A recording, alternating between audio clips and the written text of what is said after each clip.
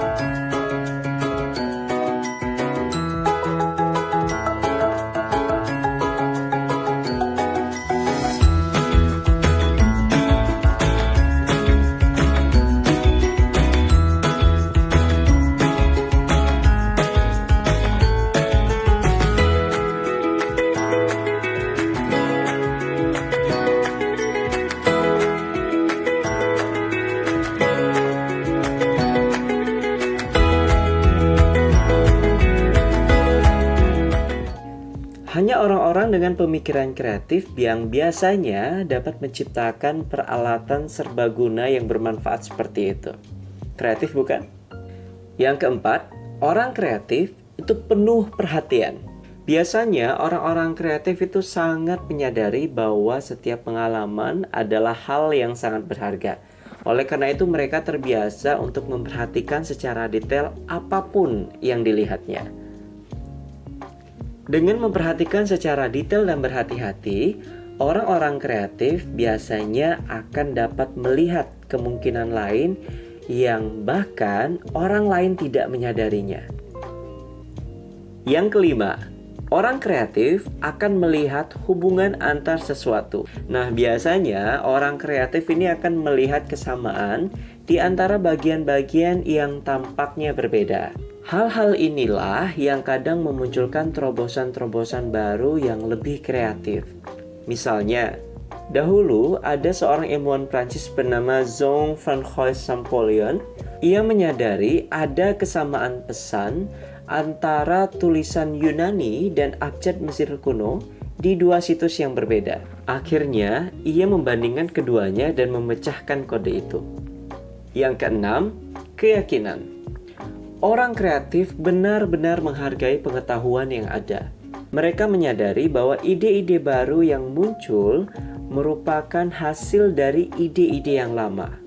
Jadi, sangat tidak tepat kalau harus melupakan masa lalu. Namun, orang kreatif juga senang melakukan perubahan. Orang-orang kreatif itu tidak suka dengan jawaban standar dari pertanyaan-pertanyaan yang lazim. Mereka akan terus mempertanyakan apa yang menurut mereka belum terjawab. Oleh karena itu, orang-orang kreatif ini selalu mempertimbangkan segala sesuatunya dengan penuh keyakinan. Itulah kenapa ciri-ciri orang kreatif ini salah satunya adalah orang yang mempunyai keyakinan yang tinggi. Yang ketujuh, kompleksitas. Nah, agar ide-idenya ini menjadi sesuatu yang benar-benar efektif, orang kreatif biasanya menggabungkan rasionalitas dan juga intuisi. Di mana intuisi digunakan untuk memunculkan ide-ide baru.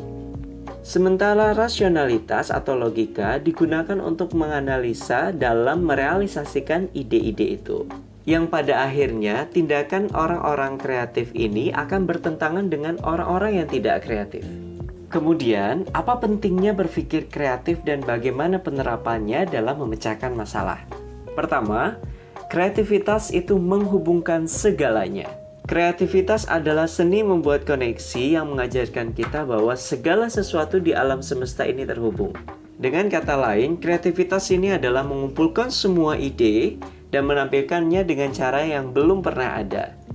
Salah satunya adalah dengan melihat sekeliling dan menjelajah dunia sekitar. Semua yang dilihat dan didengar menjadi saling terkait dan menghasilkan suatu ide yang benar-benar baru. Yang kedua, kreativitas mengajarkan kita berhitung. Ada pepatah mengatakan bahwa think creative and make money. Melalui kreativitas kita belajar bahwa hidup adalah perhitungan dari upaya dan pilihan. Ini mengajarkan bahwa semua hal itu penting dan tidak ada yang sia-sia. Dengan menanamkan jiwa kreatif, ketakutan dan kekhawatiran apapun dapat dijauhkan dengan mudah. Kemudian, kreativitas akan membuat tekad kita menjadi lebih kuat. Semua dari kita belajar berkorban dan bertekad untuk memperjuangkan hidup kita sendiri. Tidak jarang kita bekerja terus-menerus walaupun tidak ada tuntutan sekalipun. Bukan karena orang lain, melainkan karena diri kita sendiri. Itulah yang dinamakan tekad kuat. Melalui kreativitas ini, kita juga belajar untuk selalu meluangkan upaya dan waktu. Selanjutnya, kreativitas membuat kita lebih menghargai pada waktu dan juga proses. Dengan kata lain, ini mengajarkan kita bahwa kita akan berorientasi pada proses, bukan pada hasilnya. Terkadang memang apa yang kita inginkan tidak sesuai dengan apa yang sebenarnya kita hasilkan. Namun, kembali diingat bahwa kita harus berorientasi pada prosesnya, bukan pada hasilnya. Kemudian, kreativitas membuat lebih kuat dan juga fleksibel. Kadang di dalam dunia kerja ataupun dunia perkuliahan, banyak orang yang mungkin kurang menyukai hasil karya kita atau hasil pekerjaan kita.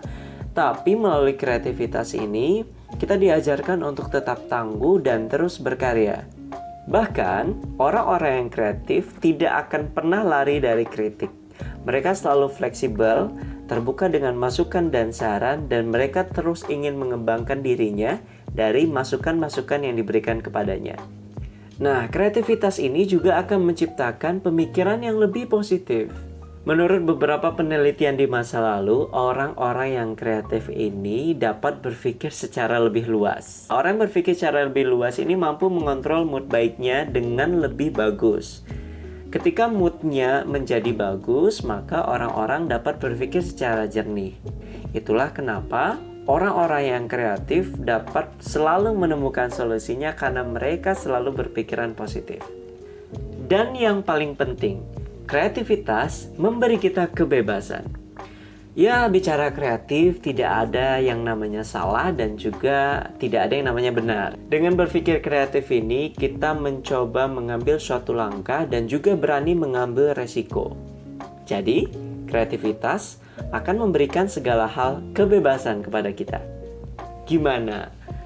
Apakah menurut kalian sudah kreatif? Mari kita berkaca pada diri kita sendiri.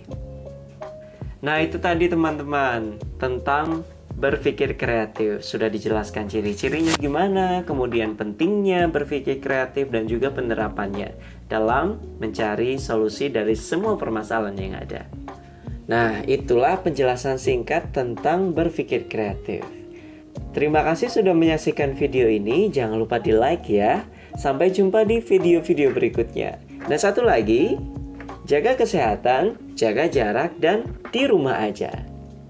Bye-bye.